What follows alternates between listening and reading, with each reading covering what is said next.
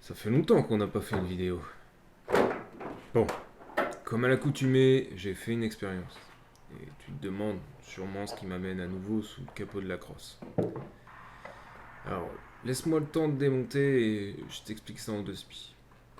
Va te chercher une bière aussi. Ça fait toujours plaisir à son homme, une petite bière.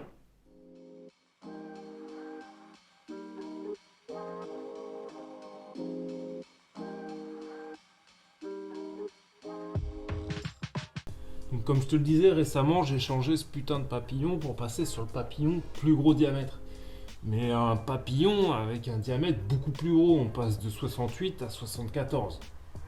Ça cause, tu vois, déjà ça cause. L'intérêt de changer ce papillon, c'est que du coup tu peux amener plus d'air frais dans le moteur et tu as une meilleure réactivité, plus de souplesse et un peu plus de coupe. C'est relativement intéressant quand même. Donc moi j'ai changé mon papillon et avec ce papillon, il y a un joint entre le corps qui est là et le papillon. Et moi je me suis dit, le joint à 10 balles en FPM, hein, une matière fluo, polyuréthane, je sais pas quoi là, ils ont qu'à aller se faire enculer avec leur nom de merde. Je me suis dit, comme il coûte 10 à 15 balles, je vais pas le changer. Hein, je vais le virer, je vais mettre du RTV.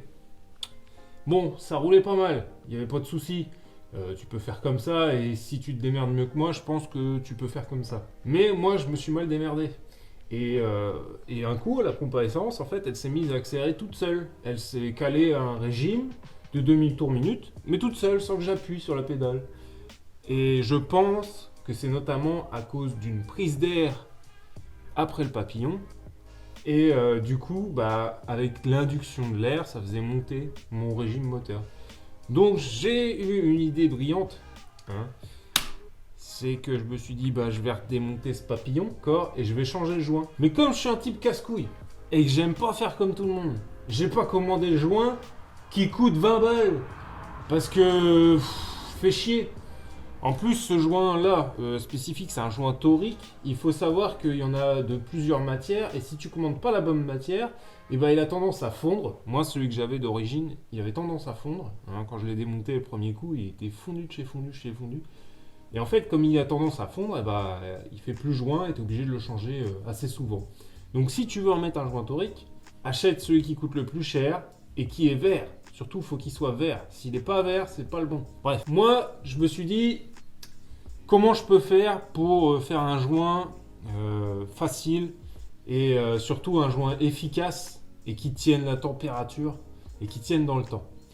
Donc je me suis rappelé que ce qui coûtait pas cher comme type de joint, c'est notamment les joints de carbu. Tu sais, les pochettes de joints de carbu où tu achètes ta feuille de joint et tu découpes toi-même.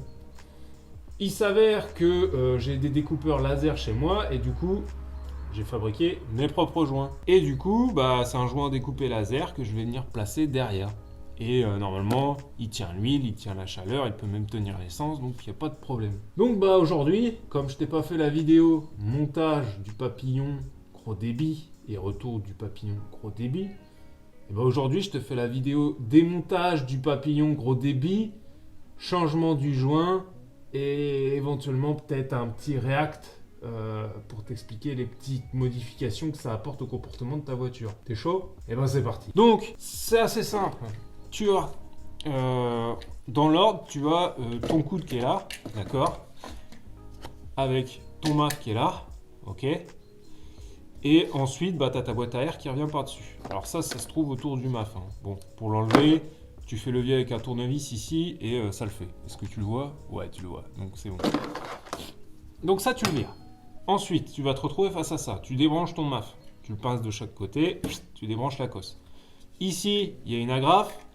Tu prends un petit tournevis, tu fais levier sur l'agrafe et tu tires sur ton MAF. Et ton MAF, il vient tout seul. Maintenant, tu te retrouves avec ça. Ici, il y a une durite de connecter. Tu la déconnectes, d'accord? Alors, tu t'inquiètes pas, c'est gras, c'est normal. Et ensuite, tu vois, tu as ici un petit tablette où il faut appuyer. Tu appuies, ça désengage l'espèce de griffe. Et du coup, floup, tu peux tirer le coude qui vient. Et une fois que tu as fait ça, magie de la magie, ton papillon il se trouve ici. Alors, on va débrancher le truc de la vanne PCV parce que en fait, on va pas en avoir besoin nous. Hein, il va nous faire chier plus qu'autre chose ce truc là sinon.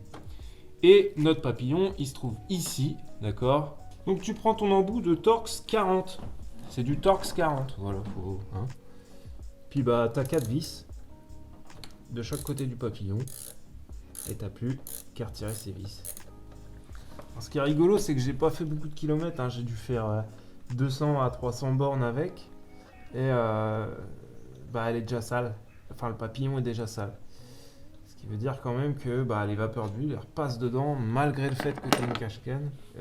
Comme tu as la durite qui est là et qui sort directement de ton cache-culbu, et bah, malgré le fait d'avoir une mise à l'atmosphère filtrée, tant que tu as cette durite là, et bah, tu te retrouveras emmerdé. Voilà, j'ai les 4 vis. Donc ça on l'a retiré en tirant dessus assez simplement, d'accord. On se retrouve donc avec notre papillon ici. Alors le mien il va être collé forcément avec le RTV.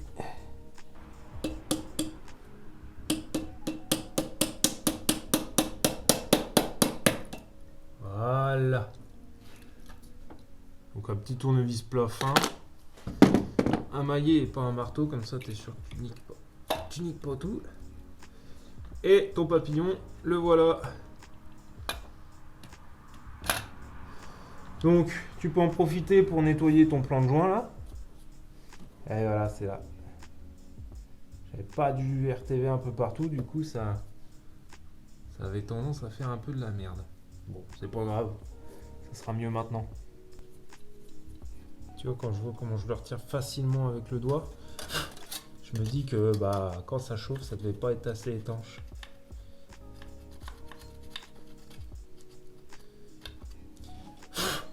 Voilà, donc ce sera... À mon avis, celui sera bénéfique. Donc lui, je vais le foutre sur le côté, je m'en fous, j'ai pas besoin de le débrancher. Toi, si tu le changes, bah tu le débranches, c'est assez simple. Hein. C'est une cosse, bah, comme il y en a partout sur cette bagnole, donc bon, je pense que tu es assez grand pour te démerder.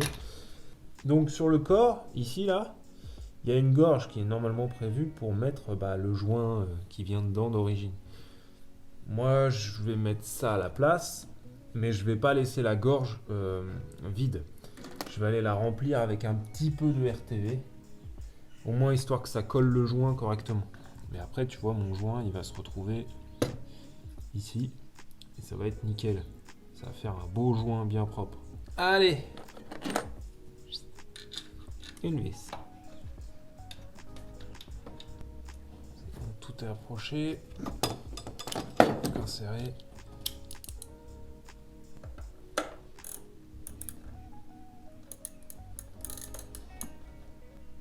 Voilà, pas trop fort non plus parce que ça ne sert à rien.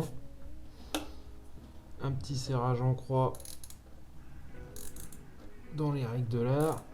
Alors après avoir remonté ce truc là, quand tu vas avoir tout remonté évidemment, tout rebranché, d'accord, il va falloir que tu fasses un reset du papillon, surtout si tu as changé de diamètre.